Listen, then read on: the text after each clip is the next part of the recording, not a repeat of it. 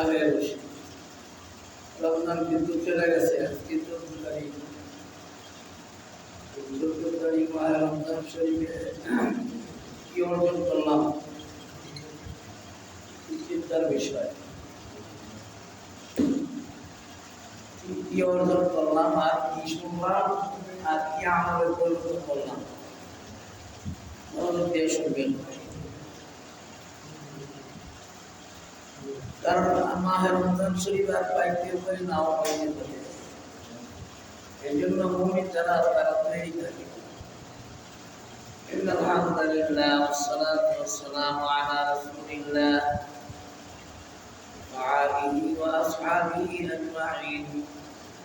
أما بعد فقد قال الله تعالى في كلامه المجيد أعوذ بالله من الشيطان الرجيم بسم الله الرحمن الرحيم يخادعون الله والذين آمنوا وما يخدعون إلا أنفسهم وما يشعرون في قلوبهم مرض فزادهم الله مرضا ولهم عذاب أليم بما كانوا يكذبون.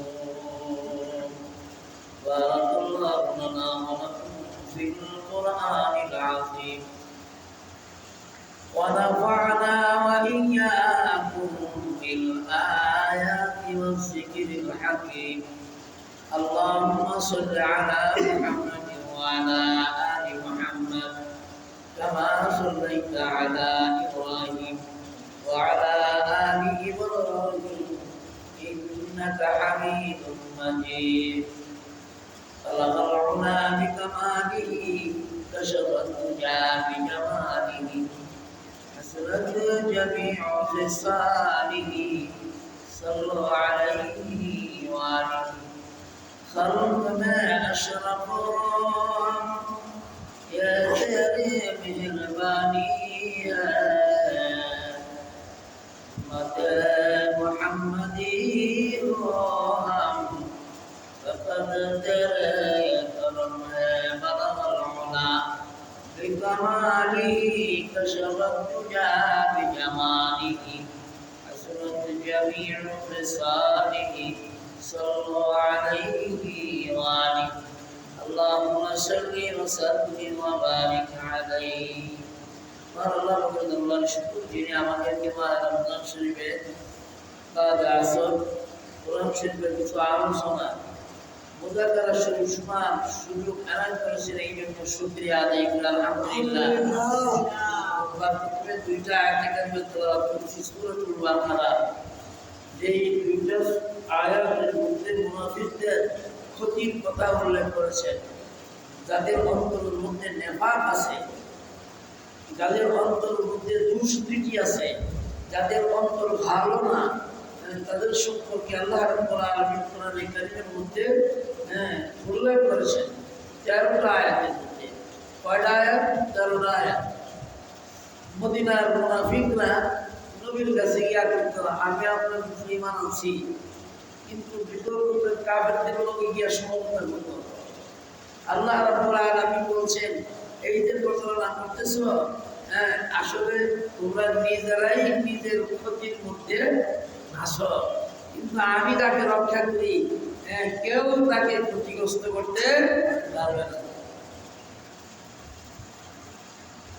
এই মুনাফিকদের ধারাবাহিকতা কেমন পর্যন্ত থাকবে? কেন 13টা আয়াতের মধ্যে এই দুষ্কৃতি করছেন? তারা আমাদের মুসলমান ছিল, লেবাসে মুসলমান, আল্লাহ নবীর সামনে গিয়ে বয়া করতে ঈমান আনছি, এবং বিতর্কিত কাফেরদের সাথে গিয়ে সমঝোতা কইরা আমরা কুমড়ার তুলে আছে। কারণ মুহে না মুহাম্মদের লগে আছি, নাউযুবিল্লাহ। এমনি ভাবে যখন আল্লাহ রাব্বুল আলামিনের পক্ষ থেকে আয়াত নাযিল হইছে, তখন চিন্তা তো আর বাকি নাই। বাকি আছে নাকি? চিন্তা বাকি নাই। এই মুনাফিকদের শাস্তির কথাও আল্লাহ পাক কোরআনের মধ্যে বলেছেন, কি শাস্তি হবে। আল্লাহ রাব্বুল আলামিন ডাকতে নবী আপনি জানায় দেন যারা নাকি আপনার মুখে মুখে আপনার পক্ষে কথা বলে ভালো মানুষ হিসাবে ইমানদার হিসাবে নেককার হিসাবে তারা ভালো না, তাদের পক্ষে ভালো না, তারা প্রতারণা আপনার সঙ্গে করে না, তারা নিজেরাই নিজের নফসের সঙ্গে প্রতারণা করছে, ক্ষতিগ্রস্ত তারাই হবে চিরস্থায়ী জাহান্নামী। তাদের জন্য যন্ত্রণাদায়ক আযাবের ব্যবস্থা করা হয়েছে। يخادعون الله والذين آمنوا وما يخدعون إلا أنفسهم وما يشعرون। তারা নিজের ক্ষতি নিজে করলো, তারা কিন্তু বুঝে তারা কিন্তু বুঝে না। একদিন বুঝে আসবে যখন ইহলোক ছাইরা পরলোকে যাবে, শাস্তির মধ্যে গিয়া পড়বে জাহান্নামের ভিতরে।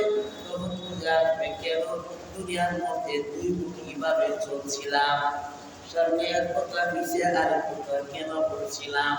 এই জন্য মদিনা শরীফ এই আয়াত নাযিল হয়েছে।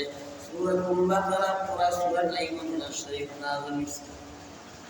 সুতরাং এই 13টা আয়াতের ভিতরে আল্লাহ রাব্বুল আলামিন বলেন, হে নবী আপনার উম্মতের এই দুষ্কৃতি থাকবে, তাদেরকে জানাইলেন তাদের অন্তরের মধ্যে যেন এরকম দুষ্কৃতি না থাকে। মুখে একটা অন্তর আর একটা এরকম না থাকে, যদি থাকে তাদের পুরো ইবাদত আমল আমি রাব্বুল আলামিনের দরবারে কবুল হবে না। শুধু তাই না,